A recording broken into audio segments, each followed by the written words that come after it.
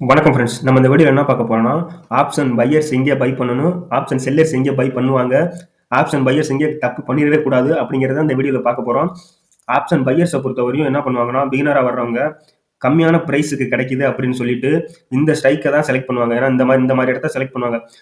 Option செயின வந்து நீங்க கொஞ்சம் ரீட் பண்ண தெரிஞ்சிருக்கணும். அதெல்லாம் தெரியாம கண்டிப்பா வராதீங்க. ஆப்ஷன் செயின பொறுத்தவரையும் பார்த்தீங்கன்னா, இதெல்லாம் இந்த மணி. இந்த ஏரியாலாம் வந்து பார்த்தீங்கன்னா இந்த மணி. அதே மாரி புட் சைடு பார்த்தீங்கன்னா, இது இந்த மணி. கால் சைடு பார்த்தீங்கன்னா, இது இந்த மணி. இது எல்லாமே பார்த்தீங்கன்னா, அவுட் ஆஃப் த மணி. அதிலேயே வந்து அவங்க கலர் மென்ஷன் பண்ணியிருப்பாங்க. இந்த மணினா ஒரு கலர்ல இருக்கும். அவுட் ஆஃப் த மணி பார்த்தீங்கன்னா, ஒயிட் கலர்ல இருக்கும். புதுசா வர்ற ஆப்ஷன் பையர்ஸ்லாம் என்ன பண்ணுவாங்கன்னா, கம்மியான பிரைஸுக்கு கிடைக்குதுன்னு சொல்லிட்டு, இந்த ஏரியாவ தான் பை பண்ணுவாங்க. இந்த ஏரியாவ பை பண்ணீங்கன்னா, கண்டிப்பா உங்க கண்ணு முன்னாடியே உங்க காசு கரன்சி 0 ஆகுறதுக்கு கூட அதிக வாய்ப்பு இருக்கு. ரொம்ப நேரம் ஹோல்டு பண்ணீங்கன்னா, ஆப்ஷன் பையர்ஸ் எப்பவுமே பார்த்தீங்கன்னா, 5 நிமிஷத்துக்கு மேல அதிகபட்சம் 10 நிமிஷமே அதிகம் தான். 5 நிமிஷத்துக்கு மேல ஒரு பொசிஷன வாங்கி வச்சுட்டு ஹோல்டு பண்ணாதீங்க. அதுக்கு மேல போச்சுன்னா, கண்டிப்பா லாஸ் வரதுக்கு அதிகமான வாய்ப்பு இருக்கு. இப்ப நீங்க எத பை பண்ணணும்னா, 22,000 மார்க்கெட் ட்ரேட் ஆயிட்டு இருக்கு அப்படின்னா, நீங்க வந்து இந்த ஸ்ட்ரைக்க இந்த சைடு போகவே கூடாது. இந்த சைடுலாம் யார் இருப்பான்னு சொல்லி பார்த்தீங்கன்னா, செல்லர்ஸ் தான் இருப்பாங்க. இங்கேயும் செல்லர்ஸ் தான் இருப்பாங்க.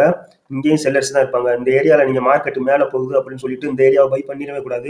அதே மாரி தான் மார்க்கெட் கீழ வருதுன்னு சொல்லிட்டு இந்த ஏரியாவ புட் சைடு போயிட்டு பை பண்ணிறவே கூடாது. நீங்க பை பண்ணணும் அப்படின்னு நினைச்சீங்கன்னா, 22,000 மார்க்கெட் போய்க்கிட்டு இருக்குன்னா, அதிலிருந்து இந்த மணிக்குள்ள ஒரு 4 ஸ்ட்ரைக்கோ, 3 ஸ்ட்ரைக்கோ தான் வந்து நீங்க பை பண்ணணும். அடுத்த மணி அதை தாண்டி ஒரு 3 ஸ்ட்ரைக் எடுத்துட்டு இந்த ஏரியாவை மட்டும் தான் நீங்க பை பண்ணணும். ஏன்னா இந்த இடம் வந்து நீங்க ஒருவேளை மார்க்கெட் நீங்க எடுத்ததுக்கு ஆப்போசிட்டா போனா கூட உங்களோட மணி வந்து கம்மியா தான் கரையும். ஆனா இங்கெல்லாம் எடுத்தீங்கன்னா வேகமா கரையும். இங்க வந்து ஒரு பாயிண்ட் நீங்க அப் ஆகும்போது பாத்தீங்கன்னா, குத்து மதிப்பா சொல்றேன். இங்க வந்து பாத்தீங்கன்னா ஒரு பாயிண்ட் அப் ஆகுதுன்னா ஒரு பாயிண்ட் அப் ஆகும்னு வச்சுக்கோங்க இந்த சைடு. ஆனா இங்க வந்து பாத்தீங்கன்னா ஒரு பாயிண்ட் அப் ஆனா கூட உங்களுக்கு வந்து வெறும் 10 பைசா அந்த ரேஞ்சில தான் இங்கெல்லாம் எடுத்தீங்கன்னா 10 பைசா 20 பைசா தான் அப் ஆகும். சடனா ஒரு வேளை டவுன் ஆச்சுன்னா, நீங்க நினைச்சு பார்க்கிறத விட 2 மடங்கு இங்க வந்து டவுன் ஆயிரும். ஓகேவா? அதே மாரி தான் ஆப்போசிட்லயும். நீங்க கீழ இறங்கும்னு சொல்லிட்டு இந்த மணி எடுக்காம இங்க போய் இந்த இந்த ஏரியால எடுத்தீங்கன்னா, லாஸ் வரதுக்கு அதிக வாய்ப்பு இருக்கு. அதனால புதுசா வர்றவங்க இந்த ஏரியால போயிட்டு ஆப்ஷன் பையிங்க பண்ணிறவே பண்ணிறாதீங்க.